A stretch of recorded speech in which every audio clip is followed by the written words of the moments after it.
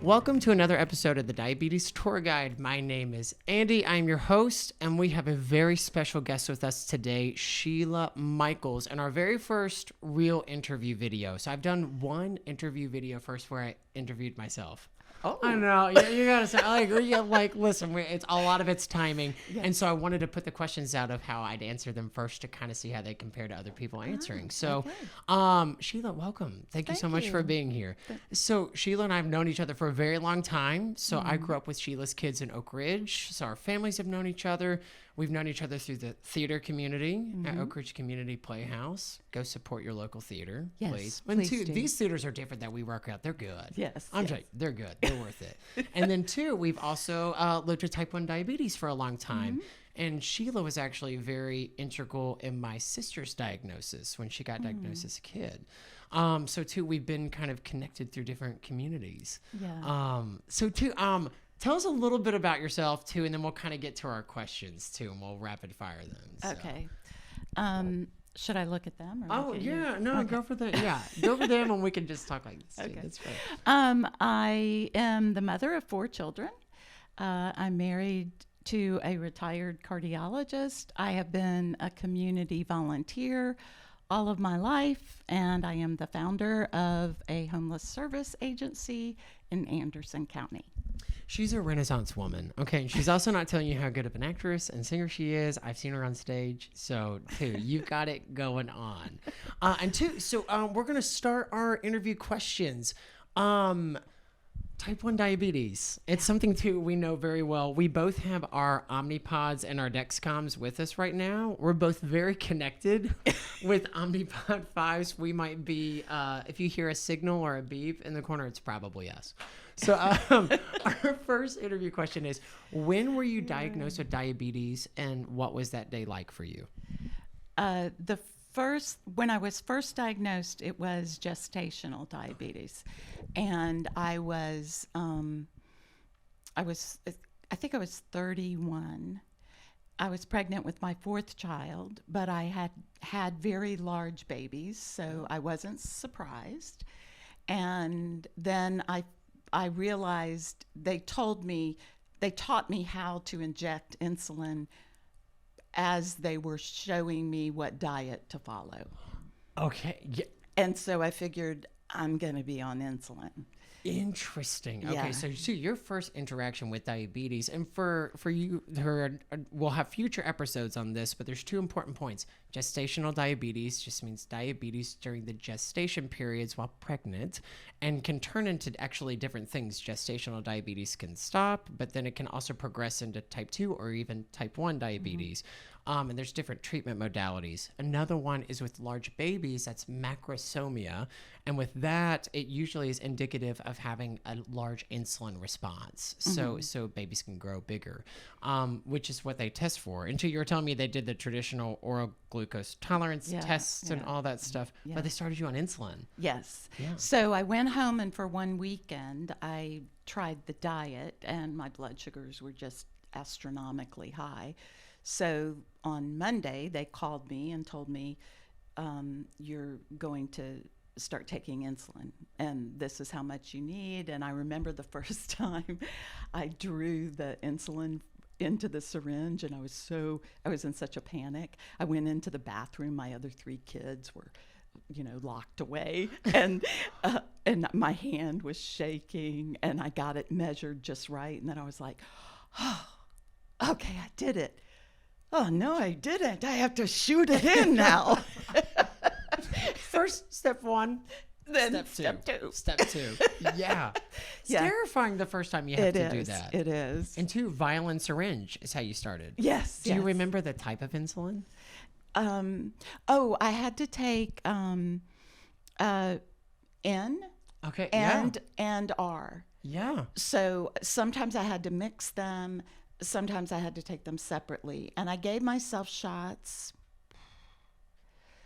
at night, in the morning, and then with each meal.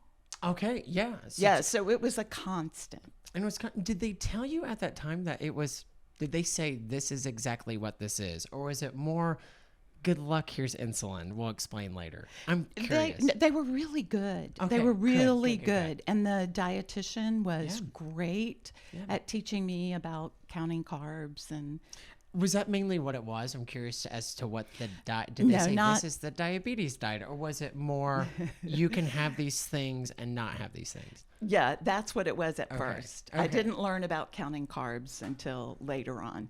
But I could have so much protein, so many fats. Wow.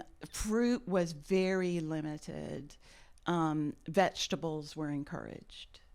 Wow. Oh, and breads like potatoes, corn, that kind of stuff was really limited. It's limited. So it's basically a lower carb, more like less sugar, fruits, sugar. Yeah. And that's so interesting too, because they change a lot of how they start to initiate people going into the diabetes world with because sometimes too that can create some problems for people with especially with Kelly, my sister's diagnosis.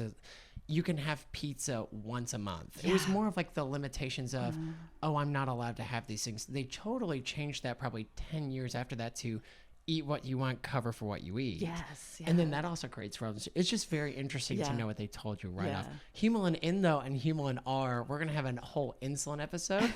So old school insulins, which is interesting how it's changed. It really has changed a lot. Which is too, like my second question. How have things changed and progressed since you've been diagnosed? God, phenomenally. Okay. I remember when the pump first came out. Okay. And that was a godsend because I react strongly to carbohydrates and react strongly to insulin. So I have highs and lows all the time. But I went to the diabetes clinic in Knoxville. Yeah. And met a great endocrinologist there.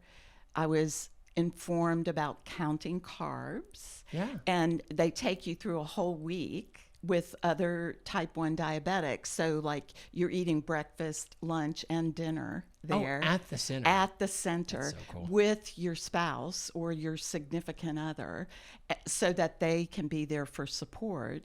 And I learned so much about the food I could have and then how to manage it. And at the end of the week, the endocrinologist said to me, I would like to be able to put you on a pump because I think a pump will work well for you. Oh, and they had an exercise physiologist who like explained to us because back then I liked to run, before you go running, drink 1/4 of a cup of apple juice. Okay. Yeah, that was phenomenal to me. That's so interesting. Too, because different exercises actually do different things to your glucose. Yeah. Working out, lifting weights is going to be different than cardio and Right, running. It right, will drop. yeah. That's so interesting. And then pumps allow a lot more flexibility to say, let me suspend my pump for a little bit. I'm going to be sensitive while exercising. Yeah. Or during stressful periods too. You can crank up the heat. Was the first pump, it was wired. Yeah. Wired pump. We're both on Omnipods. You can't see our stuff right now, but it's wireless. So which is the coolest. I It's love really it. cool. And they talk to each other. So that's called an Yes. automated closed loop system. When they first came out with these pumps, they were wired and very heavily user involved. Yes. Right? yes, I mean, yeah. did it feel very bulky, almost like a big Oh Game gosh, Boy? it was this huge thing. Did you have to have a pack for it? Like its own carrying? Yes, Like and old cell phones? yes, That's yes. so cool. And it had this long cord that you had to either keep in your pants but then you had to pull the pump out. So then you'd have to like with the cord. And I had 4 children and I was working with kids all the time. I remember running through the house and catching the cord on the doorknob and then being like, or one time playing softball and I was the runner. Yeah. I'm a terrible batter. So the person would bat and I ran like crazy because I was going to make it to first base. And my pump swang off of my shorts and went flying through the air. But I ran. I continued to run. I was going to make that base. I love it. That happens. It happened to me at UT. Mine got stuck in a doorknob. Oh, God. Hit some guy in the face. I'm bleeding everywhere. Oh, Then he God. threw it back at me. It was a mess. Oh. That's when I was like, I need a wireless pump. Yes. It gets yes. stuck. But even too, so much of it depends on what you particularly like with it, or what the every person with diabetes is way different. Yeah. And two, some people don't like devices. You mentioned earlier too, being a woman and being able to put something on with wired pumps. I'll never forget. Aren't you able to? Okay, you don't have to explain that here, but you can come up with creative. I put it in the middle of my bra. That's That's what with I pride. did. With pride, put it right there. You Yes. probably saw me as a child pull it out.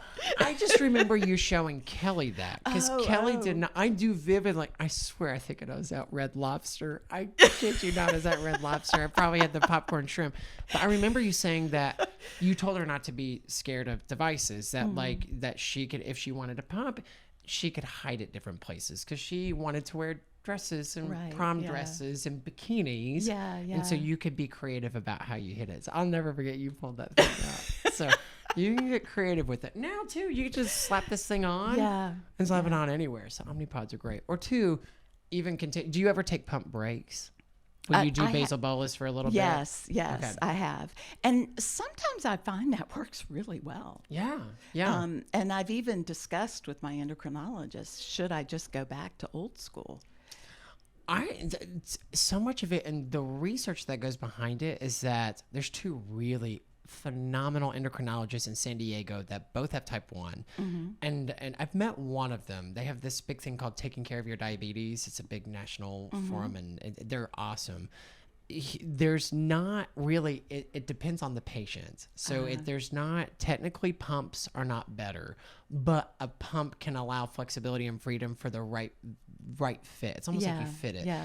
There is more incidences of DKA with pumps, because if the pump cuts out, you have no insulin. Oh, right, And yeah. then but there's a lot more nuanced and tailoring, because with basal bolus, you can't get the 0.1 units like right, you can yeah, with yeah. pumps. There's so much of it depends on. And now I do think that the advent of the continuous glucose monitoring, the CGMs, Dexcoms, when did that happen for you? Oh, gosh. Because that's It's pretty new. That's new. Even since I've been diagnosed, that's relatively new. Yeah, The think sensors. I think it's been only 3 years, maybe 4 years. Okay, yeah. Yeah, my family came to me and said, it was Thanksgiving. They called a family meeting. What? Yeah. And I can see the Michaels family doing that. Yes, Spec, listen. they said, Mom, They're all very smart and talented people, and I can see them doing that. Yes. Mom, we're worried about you. Okay. Dad travels a lot, and you're here by yourself. We need to know if you're doing okay. Is there some way for us to be able to know that? So I went to the endocrinologist, and he said, your family is so kind, and I have just the device for you. And it was a Dexcom sensor. That is so cool. First off, that's an amazing story. I'm not surprised in the least bit that your family would do that. That is so cool. Do you share your data with them so that they know? Yes, and talk about being accountable. Yeah. Oh, yeah. Yes. It does. Talk about it. I don't share my data with anybody. I probably should, but I don't share it with anybody. Yeah, it's like, but too, it's good to know you can share your readings with people. Yeah, and so yeah. when and it too, Kelly shares her data with me and a couple other people.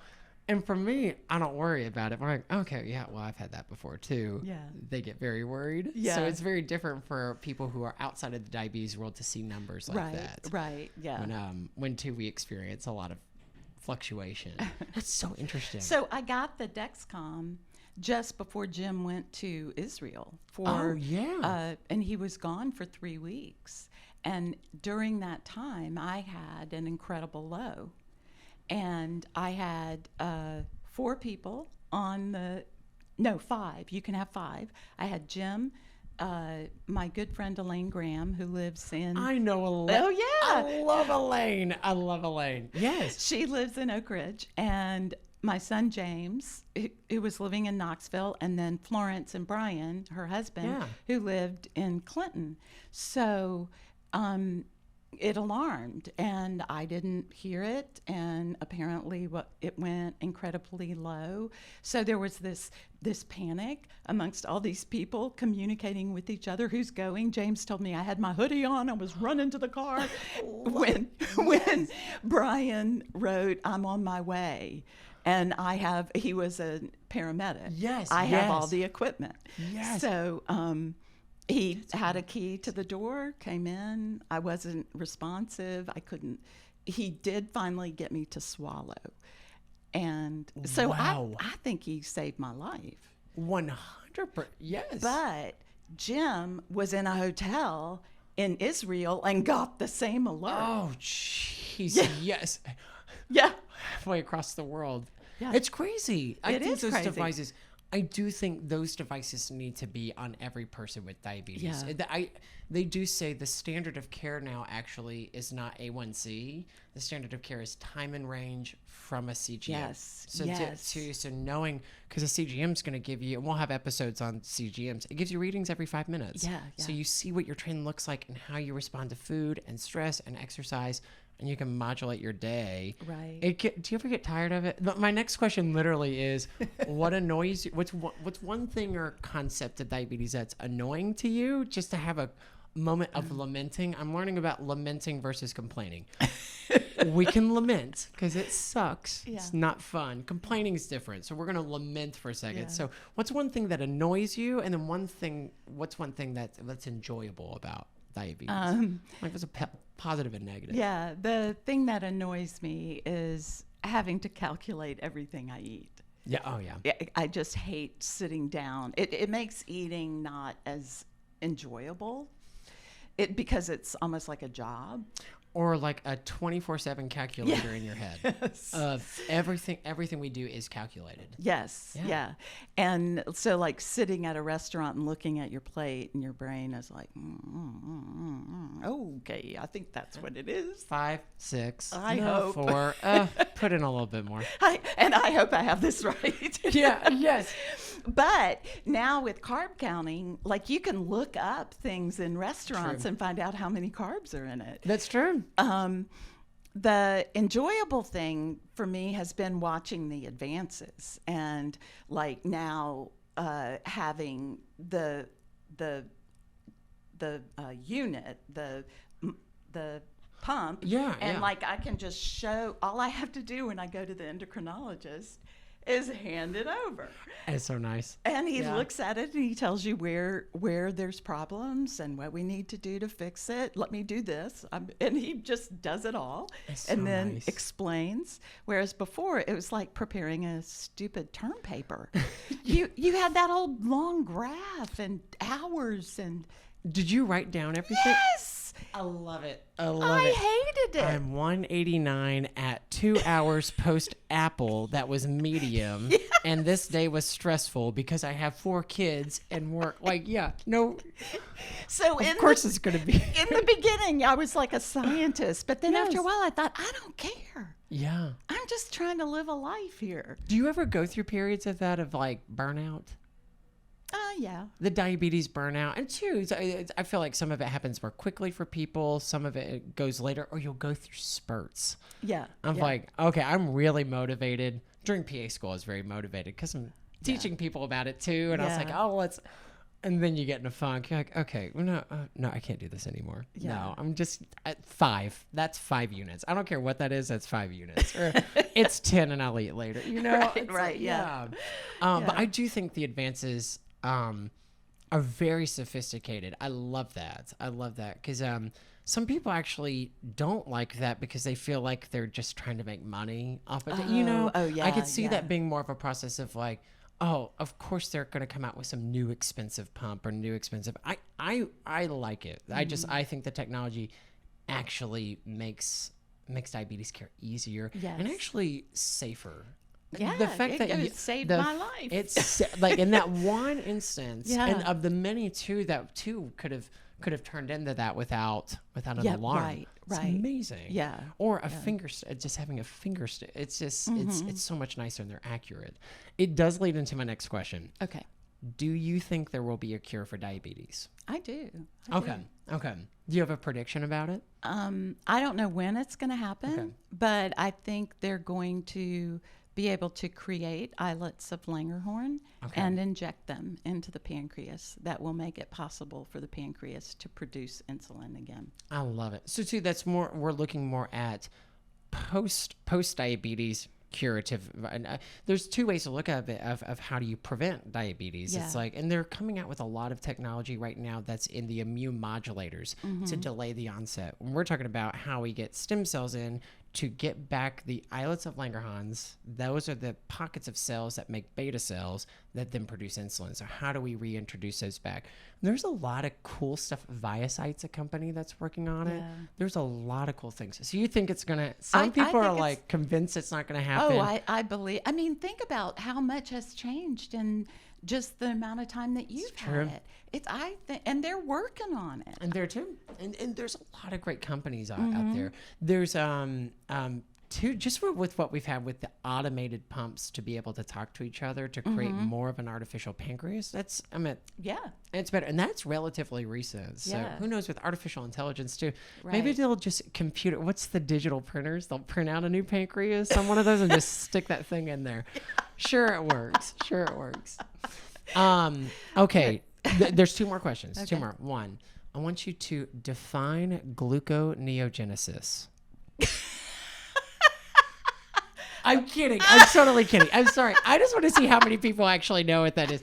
Two, What is that has nothing to do with what we're talking about. It's no, we're good. To Google it at home. And there's actually been an episode on gluconeogenesis. I just think it's the most fun word to say. So, okay, two, we'll skip that one. Okay. Last one.